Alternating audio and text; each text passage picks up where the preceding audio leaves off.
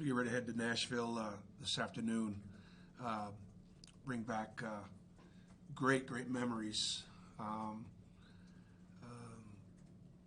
Probably as good a weekend as we had all year last year because it did end in winning a championship. Uh, Even though when we beat Kentucky, it was on to the Final Four and it was a Midwest Regional Championship. Um, that weekend in Nashville was really special. We played some good basketball um, during the tournament, and then we played great in the championship game. Um, the tournament's been won by the top four seed now 9 out of the last 10 years. And so to get into the top four, I think is significant to get the double bye. We were the lone exception when we were a 5 seed last year. Um, I'm very pleased, very proud of this team for, grinding out a second place finish this year. Um, the SEC is, as we said from the beginning of the year, is probably not as good at the top of the league as it was a year ago. But it was, the most competitive league that I've been in since I've been in the SEC, and that's 12 seasons worth. Again, with the exception of Kentucky, who I felt was the best team, there was so much parity, so much balance, and so therefore for our guys to grind out a second place finish out of respect for the competition is an accomplishment. This is the third straight year we finished fourth or better, even though we were seeded last year 5. We were still tied with South Carolina, for fourth. And that's only happened one other time in program history. We did probably play our best game of the year at Tennessee. I tell you guys that a lot of times it has to do with matchups, not how we're playing. There are reasons why it's been a good matchup for us, and it was a good matchup for us. And there are teams that aren't as good as Tennessee that are more difficult matchups for us, which I'm not going to get into specifically why. We'll let the opponents figure that out for themselves. Very proud of Samir Dowdy for being the first player since '99 and following the footsteps of Chris Porter and Doc Robinson as a first-team All-Conference player. It's almost that's when, as we go through these different stats, that's almost really hard to believe that we haven't had a first-teamer, that I've not had a first-teamer. So congratulations to Samir again. I think it speaks to player development. I think it speaks to a player that's been in college for 5 years. The value of a true transfer and a true redshirt year in the development. Samir will leave with a degree. He'll leave with championships. He'll leave as a first-team All-Conference player. Not really conceivably possible 4 or 5 years ago, but because of the work ethic, both with the work he put in at VCU, the work he puts in with his AAU coach, Sir Charles, and the work that he has put in with my staff. He's developed himself into a terrific player, and in many ways a fan favorite. Samir's always one of the last guys to leave when it comes to signing autographs and having fellowship with our fan base. Isaac is just the 5th player in SEC history to be in the All-Conference team, the All-Defensive team, and the All-Freshman team. Just the 5th player in conference history. That tells you something about why the people at the next level are so excited about him. He impacts winning more than any player I've had in a long time. I compared it with Stan Gerard, who's the head coach at Indianapolis, who was a 2-time Division II National Player of the Year for me. Disappointed that Austin Wiley did not find his way into one of those first 2 teams, but we obviously have got a well-documented history of individuals not being fully appreciated, but we certainly appreciate him. We're going to play the winner of the Texas A&M Missouri game. We lost to both teams. We only had 5 losses. that right? 5? 6. We had 6 losses, and I couldn't even tell you what our record is. And 2 of them were to Missouri and Texas A&M. Texas A&M ended our home winning streak. They came in there, they were more physical than we were. They shot more free throws here at Auburn Arena than we did. It was a good game, it was a close game, but we had a hard time stopping them. They did a great job in the second half. They scored a number of possessions in a row, and they were plus 13 for their scoring average, so we didn't defend them very well. And the same thing probably true of Missouri at Missouri. We were 22-2 at the time. We went to Missouri, ranked 11th in the country, and we were just we were exhausted. We had just coming off of, I think, 2 or 3 straight overtime wins. We did not overlook Missouri at all. It was our first game without Isaac Okoro. They had a couple guys that were out also.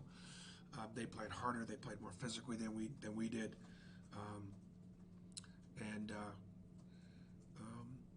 And so, we were 1 for 17 from 3. We missed 16 free throws. We got outplayed in both the games. So, whether it's a tough matchup or not, that'll be to be determined. But obviously, playing Texas A&M and Missouri did not bring out the best in us. We took Sunday off, as we typically would do. We had 2 good hard practices, Monday and Tuesday. Tuesday being a contact practice. Today we got a good lift, and I'm not going to do hardly anything with them at all today. We'll shoot.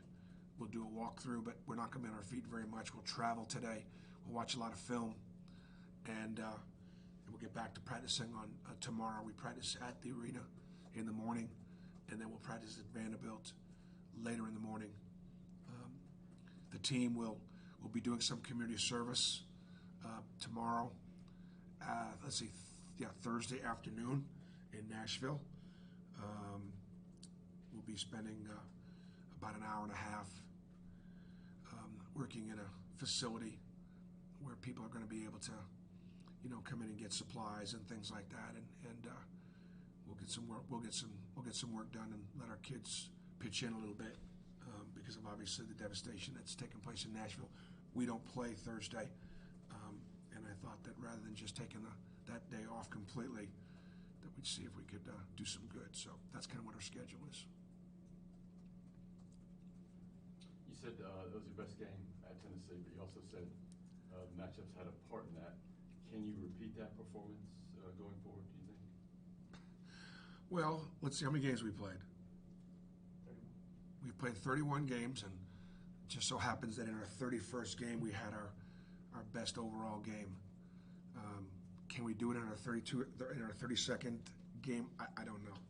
I don't know that. Yeah, sure. It's great to have.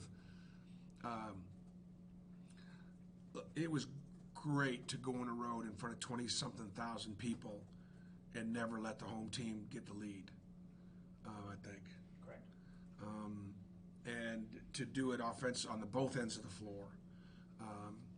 And obviously a game that, I think an awful lot of Rick Brown's. He's got a very, he's one of my favorite coaches in the country, and I kind of looked at that saying, if they had just beaten Florida, they had just beaten Kentucky at Kentucky, another big win, and they're probably a win away from going to the NCAA tournament again in Nashville. Now they probably got to win 2, maybe 3, I don't know. So. And I was disappointed for my friend that it made it more difficult on them to get back there. But at the same time, it was a great win for us because that's a tough place to play, against a team that's been one of the top 2 or 3 teams in our league the last 3 years. Bruce, is this one of those years a lot of different teams could get to the finals up in Nashville? Yeah, I think it's as open a tournament as we've seen. They're just, we're one of the things that we're doing today is we're going to do a little video play call review, and so we went back and we looked at lots of our actions throughout the year. You just sit back there and you forget about beating Arkansas to being down 11, or you forget about beating Ole Miss and Ole Miss being down 19, or you just don't remember how fortunate we were to beat LSU at home, and you go back and you look at it. I mean, as we said from the beginning of the season, the teams with the best records better watch out for the teams with the worst records because they're capable of beating them, and that played out. So I think it could play out again, and you know, I don't know what's going to happen come Selection Sunday. It just doesn't seem quite right that there are 10 teams in the Big Ten better than the 4th or 5th best team in the SEC. The math must say that. You know, I know that Illinois is one of the top 4 teams in the Big Ten, and Missouri, who's seeded 10th in our league, handled them pretty good. There are other examples of our going up against the Big Ten, and I'm not just picking the Big Ten, but you know, the Big East might get, 7 they're saying? And they've had a great year. The Pac-12, who knows what's going to happen there, but you know, they look like there's some strong teams in the Pac-12, but 6 or 7, and I'm just, you know, I'm looking at Mississippi State seeded 4th in our league, and they're not in yet. So that said, everyone's engaged because these games all matter.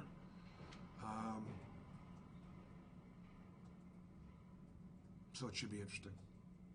Bruce, with concerns about the coronavirus growing and all that, how do you kind of address that with the team heading into the postseason? Well, we talked to the players yesterday and a few days earlier about that. I talked to my trainer and my strength coach, and I've got them wiping down the weight equipment and you know, just doing a better job doing the things that you should do to prevent yourself from getting the flu or getting sick. I don't know about you, but I've amped up my vitamins. You know, trying to get my rest, trying to prevent myself from getting sick normally, so therefore you're susceptible, you know, to it. I guess I'm getting closer to the age where I turn 60 in a few days, and I guess that kind of qualifies me as more of a candidate. I'm going to trust our leadership to do the right things and be supportive of whatever decisions that they make. You know, the washing of our hands and of doing the normal things that we should be doing to keep ourselves healthy and away from the flu is the best course of action. And then we just hope that we hope that in the next month or so this thing doesn't get much worse before it gets better. Everything good? Good point about this.